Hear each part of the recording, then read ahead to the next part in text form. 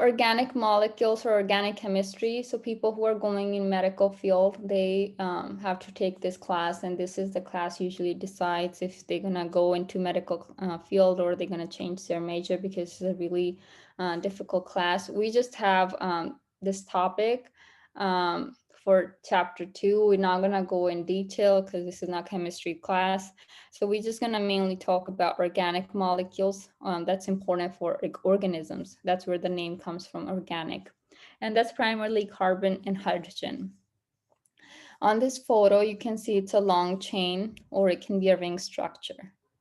So these carbon, this is showing you carbon, and you can see these lines, that's representing covalent bonds. So carbon atoms bond covalently up, they can bond up to with 4 other atoms using long chains or ring structure. So that's organic chemistry, organic molecules. So this word is important, covalent bond. They form a covalent bond with other molecules as carbon and hydrogen. So we're going to talk about 4 molecules of life. This is what your virtual labs are covering this week.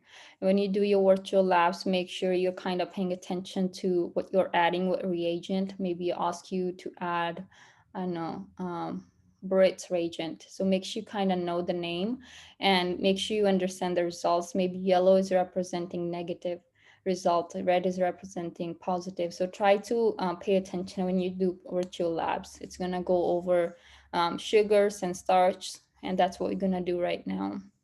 So there's 4 molecules of life: carbohydrates, proteins, lipids, and nucleic acids. Nucleic acids are DNA, RNA, energy carriers. First, I'm going to focus on carbohydrates because everybody kind of knows about it.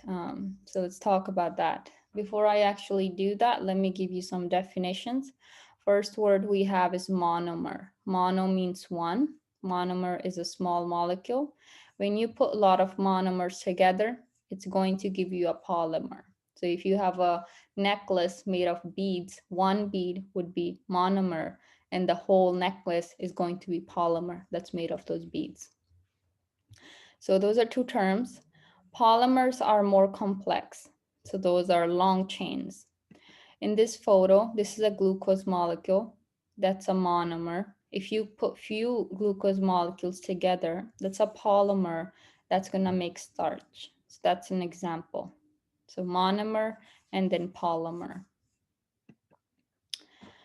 A few more terms. Enzymes. Enzymes is a type of protein that's going to speed up a reaction, and it doesn't get changed by the reaction. So there's no effect on the enzyme of the reaction, so without being changed by it. You're eating food and you need some enzymes to break down that food. You can do without the enzymes, but it's gonna take really, really long time. So in your saliva, you have salivary amylase. It's a type of enzyme. You don't have to know the name. I'm just giving you an example.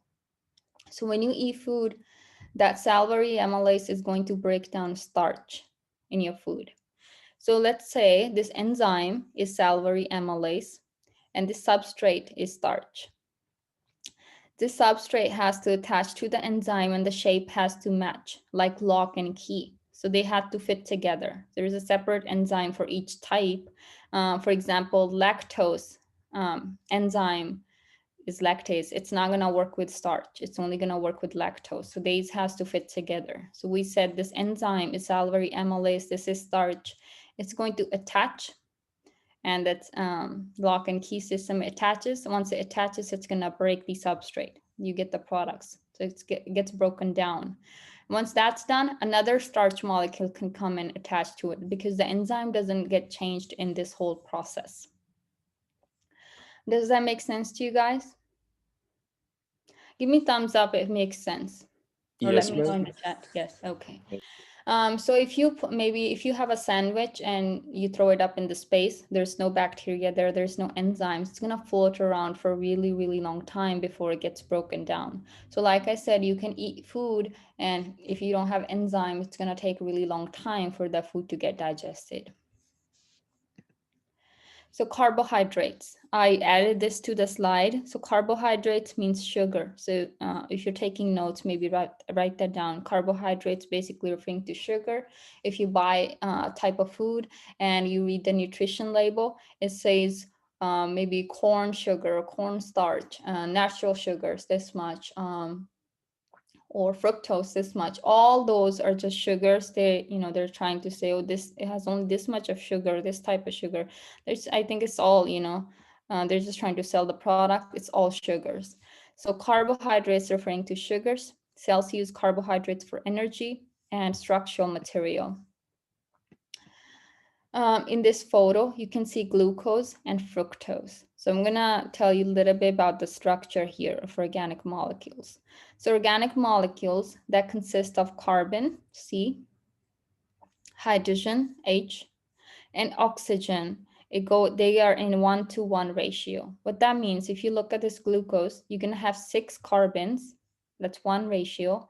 You're gonna have double number of hydrogens because it's double ratio, so 12 hydrogens, and then you're gonna have 6 oxygens. So 6, 12, 6, if you're looking at glucose. If you change the structure a little bit, it's gonna give you fructose. This is sweet sugar. This is coming from fruits.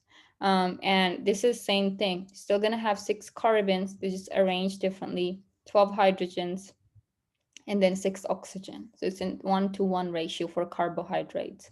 If I ask you a question, what's the ratio for carbohydrates? You're gonna say 1-to-1 ratio. That might be one of the multiple choices on the exam. So few other terms. We said mono means one, and then we have a word saccharide. That means sugar as well. If you say this person is very saccharide, you're just saying this is a very sweet person. Di means two, saccharide, again, sugar. Poly, multiple. So when you put a lot of monomers together, gives you polymers. Polysaccharide, these are more complex. Monosaccharides are usually sweet. Di can be mixed. Polysaccharides are not sweet. So let's look at polysaccharides. These are complex carbohydrates. I'm going to give you 3 types. First one is cellulose, found in plants, plant walls. Starch, also in plants. Our body, animals, they cannot digest cellulose.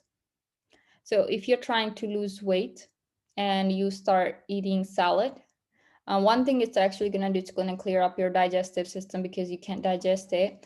And another thing is you're not going to gain any weight. You can eat salad all day long and not gain any weight because your body can't really digest it. If it gets broken down, that's because of the bacteria in your body. So cellulose cannot be digested by animals. Starch can be digested, so our bodies can digest starch. And glycogen is found in the liver. So when you eat sugar, if there's extra sugar, your body's gonna save it in the liver as glycogen. When you try losing weight, you go on a diet, you're gonna lose weight really, really quickly for the first 2 weeks. And the reason for that is because of the glucose, that glycogen that's been saved in the liver, it's being released when you're not eating maybe sugar. So you're gonna lose weight really quickly for the first 2 weeks. And then after that, your body has to switch to another source of energy, maybe fat, and that's gonna be really difficult. So that you're gonna lose weight very slowly after that. One thing I want you to write down is OSE. So if you see ending OSE, it means sugar. If I give you a multiple choice question, maybe you have never seen this word before, but it has the ending of OSE. It's referring to carbohydrates. Maybe the question is, which one is a carbohydrate? Which one is a sugar? Because carbohydrates are sugar.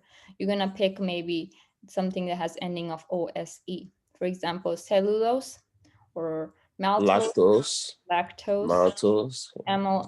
so maltose. So all those have ending of OSE. Carbohydrates have ending of OSE. And I said animals can't digest cellulose. So you might see a cow. And I don't know if you guys heard about them having multiple stomachs. They're just sitting there chewing and chewing and chewing. And the ball of food, it's known as bolus, you don't have to know the word, goes down to their stomach. and then it comes back off. So in the stomach, there's bacteria that can break down cellulose. So it breaks it down a little bit, then it comes back up. Then they chew a little more, they send it down, and then the bacteria breaks it up more.